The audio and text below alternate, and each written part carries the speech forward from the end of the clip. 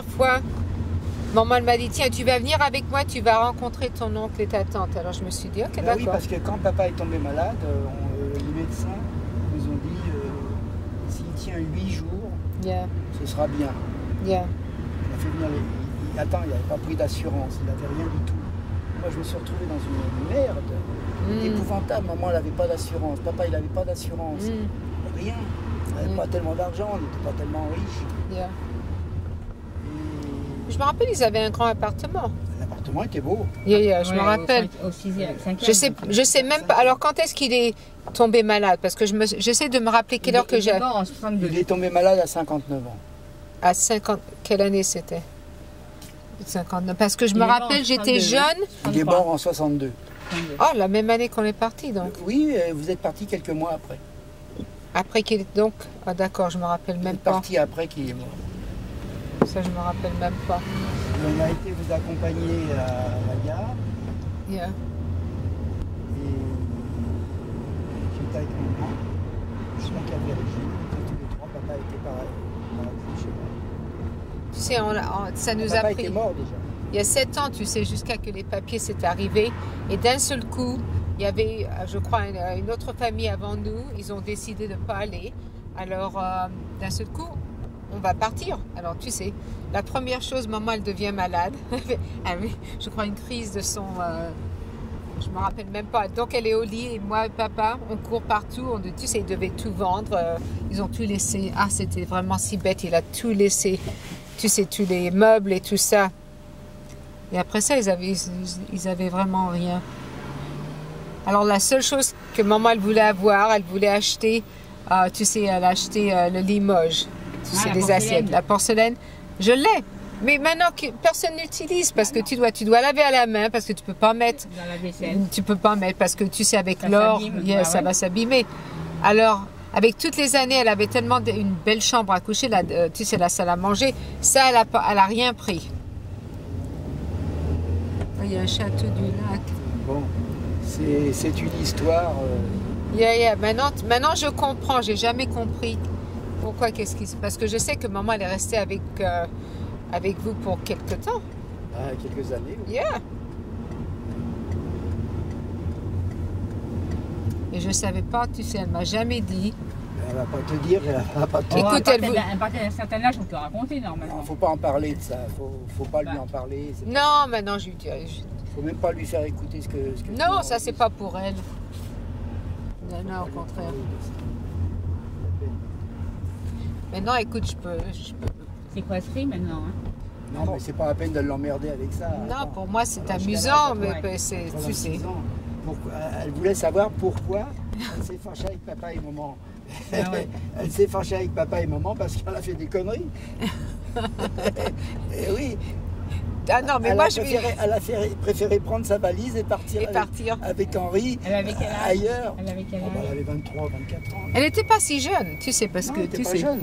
Au contraire, à ce temps-là, je crois que c'était déjà considéré un peu vieux. Elle avait peut-être commencé déjà, malheureusement, peut-être dans les camps. Hein. Écoute, j'ai toujours pensé, parce qu'elle était jeune, elle était belle, que tu sais, elle a été... Je lui ai demandé, tu sais, je peux te dire que finalement, un jour, je lui ai demandé s'ils ne l'ont pas violée.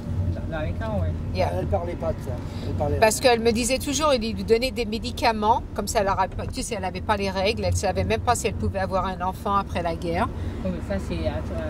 Parce que tu sais, ils n'aiment même pas avoir le sang comme ça, tu sais. Yeah. Alors je lui ai demandé, finalement, ok maman, tu peux me dire, écoute, est-ce qu'ils t'ont violée? Parce que tu sais, tu étais jeune, tu étais belle, il y avait tous les Allemands. Elle m'a dit non. Et je pensais vraiment qu'elle allait me dire vraiment oui. Tu sais, ceux qui sont sortis des camps, les jeunes comme elle, Yeah. c'est assez étonnant qu'il n'y ait pas eu quelque chose. Yeah. Parce qu'ils ont tous. Yeah. Tous. Tous. Mais personne ne parlait. Yeah. Et tu vois, personne ne parlait, mais je peux te dire que... Ok, mon père, il n'était pas dans les camps, mais j'adorais écouter ses histoires. Ah ben lui, il me raconte comment il a fait Stalingrad. Oh, oh non, Stalingrad? Qu'est-ce qu'il était à Stalingrad? Il a fait la bataille de Stalingrad, ton père. Je ne crois même pas que je savais celle-là. Eh oui. Avec toutes les histoires, je ne crois pas que j'ai entendu de cette histoire. Il était sergent de l'armée russe. Ok, d'accord. Sergent. Yeah. Il commandait 30 hommes des Mongols. Des Mongols. Oh, Des Mongols. Et quand il a fallu, quand ils étaient devant Stalingrad depuis je ne sais pas combien de temps, ils étaient encerclés, et il envoyait, les gars buvaient de la vodka, et il leur disait, il faut prendre la maison d'en face là. Alors les Mongols sortaient, ils mouraient, ils étaient tués, et puis il en envoyait d'autres, ils montaient sur ceux qui étaient devant, pour aller. Et puis il a un jour il a eu une histoire avec un Mongol qui l'a traité de sale juif. Et ton père m'a raconté qu'il s'était retourné, il avait sa mitraillette, il était prêt à le descendre. Ils se sont ils l'ont interposé, ils l'ont séparé, sinon ton père il tuait le mec. Hein. Parce que ton père. Il avait peur de rien du tout. Ah, de rien. Il avait vraiment peur. Non, pas du tout. Il m'a raconté ça. Moi je l'aimais bien Henri parce que je me marrais bien avec lui. Oh yeah, non, ça c'est vrai. Avec lui. Avec Eva, tu ne savais pas trop comment la prendre. Plus difficile.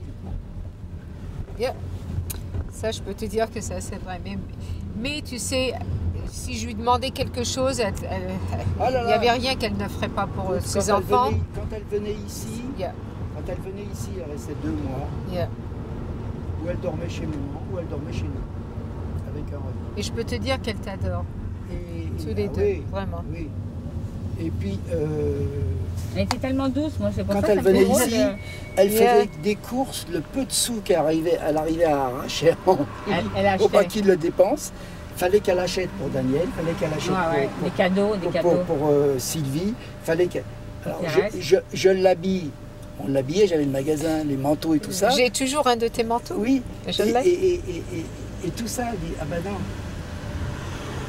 On voulait lui faire les retouches. Elle dit, non, touche pas, tu me le donnes, c'est bien. Ça, je vais l'amener pour Sylvie.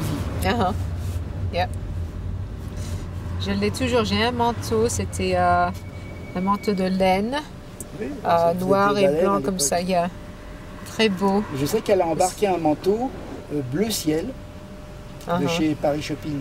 C'est des beaux manteaux ça. Le haut de gamme, le beau. Elle dit ça, à un moment elle lui dit, il faut que tu sois belle. Hein, parce qu'Henri, il travaillait toujours, à un moment elle lui disait, Henri, doucement. Et le lendemain matin, il se levait le matin. On savait le soir, quand il rentrait de Belleville, il avait les cheveux, quand il avait les cheveux en l'air, il était la tête en bas, on savait qu'il avait tout perdu. On savait qu'il avait tout perdu, qu'il n'avait plus un rond.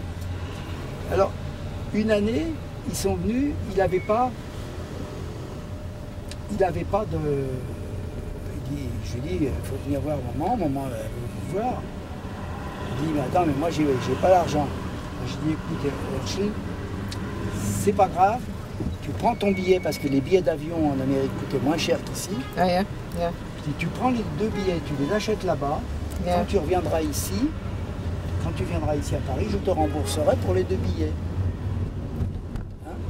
Alors, il a pris 2 billets, il s'est tombé l'année où le dollar valait 11 francs. Il n'a jamais été aussi cher. Alors, quand il est arrivé, je lui dis, alors Herschel, combien tu as payé le billet? On fait tant, je l'ai payé tant et tant de dollars. Et comme le dollar était à 11 balles, il a touché un paquet de pognon comme ça. Le lendemain, il n'était déjà plus là. Qu'est-ce que tu crois qu'il avait l'argent du billet que j'ai donné, il l'avait bouffé?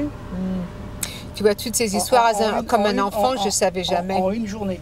Je ne savais pas. Ça, les joueurs, je croyais qu'il savait, tu sais combien qu'il pouvait dépenser et combien qu'il avait. Tu sais, je peux dire qu'il a beaucoup changé quand il a perdu, tu sais, l'usine que tu as vue à Manhattan. Parce que quand il l'avait, tu sais, il était très fier parce que ça, c'était son usine à lui. Mais quand il l'a perdu, après ça, il était complètement différent. La dépression pour des années. Et tu sais, quand il était en Grèce, il me téléphonait et il me disait, entre parenthèses, je me marre parce que tu sais, Pauline, elle est pas donneuse, elle est quand même un peu carrée. Un petit peu peu quoi carré, tu sais ce que ça veut dire? Non, non, carré, non. Carré, Bah, carré, elle Elle prête ses sous, tu fais est gaffe. près de ses sous. Ah, d'accord. Radine. Ardine. Mhm. Elle cherche toujours comment elle peut profiter un petit peu. Mhm, mhm. Et je lui dis, tiens, Henri, il s'embête là-bas, Yeah. à Athènes, il aurait bien aimé venir. Alors elle me dit, écoute, fais-le venir, et je te paierai la moitié du billet. Mhm. D'accord. Moi, je savais rien de tout ça. Yeah. Alors, je téléphone à Henri, Mhm. je dis, tu prends ton billet et je te rendrai l'argent ici. Et Pauline va me donner la moitié. Mhm.